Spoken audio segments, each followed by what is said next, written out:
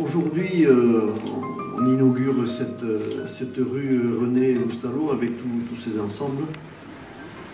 Ce qui est très important pour le Grand Dax, d'abord, c'est d'assumer ses compétences. Et c'est vrai que là, on est dans le champ de compétences de la voirie, et de la voirie qu'on assume pleinement. Et quand une collectivité, en l'occurrence le Grand Dax, assume ses compétences transférées, voilà ce que ça donne, des travaux de bonne qualité, réalisés en partenariat, bien évidemment, avec la ville de Saint-Paul-et-Dax, qui en a profité de son côté avec les compétences qu'elle gère autour, de faire des aménagements également. Donc je dirais que c'est tout à fait complémentaire. Il y a une seule maîtrise d'ouvrage, c'est beaucoup plus simple, c'est le Grand Dax.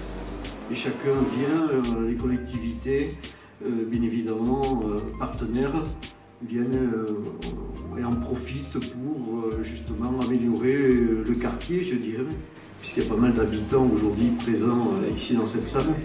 Donc c'est vrai que ça participe également à l'aménagement de vos quartiers. Il y avait également des partenaires, les partenaires qui gèrent aujourd'hui les réseaux, en particulier le SIDEC.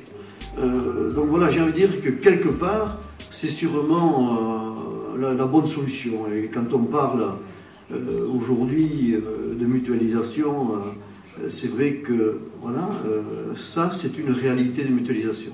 Le dire c'est bien, le faire c'est encore mieux. Faut-il pour ça que les compétences soient transférées entièrement pour pouvoir le faire. On en a profité également pour, vous avez vu, dans le cadre de la gestion de la compétence environnement et de déchets, de mettre un point de tri un peu plus adapté, je dirais, et un peu plus urbanisé. Bon, ça donne une autre allure. Et c'est vrai que le problème, c'est que ça reste toujours propre et correct, et que les gens mettent bien dans les bouches prévues à cet effet tous les déchets qui sont à trier. Alors ça, c'est l'éternel problème, même si l'agglomération a des services qui circulent régulièrement, on peut se retrouver un matin avec un petit dépôt qui est toujours visuellement désagréable. Voilà. Alors, question chiffres, bien évidemment, c'est toujours le nerf de la guerre. Ces fameux chiffres, c'est quand même un chantier de plus de 400 000 euros. La ville de Saint-Paul a participé également pour presque 40 000 euros. Plus tous les réseaux que vous avez fait vôtre. Donc c'est quand même important. Je vais surtout vous souhaiter à tous, surtout les habitants du quartier, d'avoir un visuel un peu différent pour les années à venir. Voilà. Eh bien, merci encore à tous. Merci aux entreprises qui ont travaillé parce que, vous savez, nous essayons, malgré les contraintes juridiques et légales que nous avons, attention, les appels d'offres, tout, mais on peut à la fois être dans les clous des contraintes juridiques et légales et faire travailler les entreprises locales.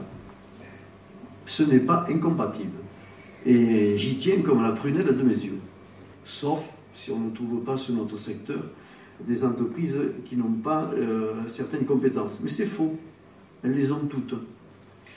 C'est quand même aussi à un moment donné, grâce à l'investissement des entreprises et je dirais des personnels de ces entreprises qui sont souvent des habitants du cru, on va dire, et qui mettent peut-être un peu plus de cœur et d'envie à réaliser correctement les ouvrages pour donner une bonne image de leur entreprise.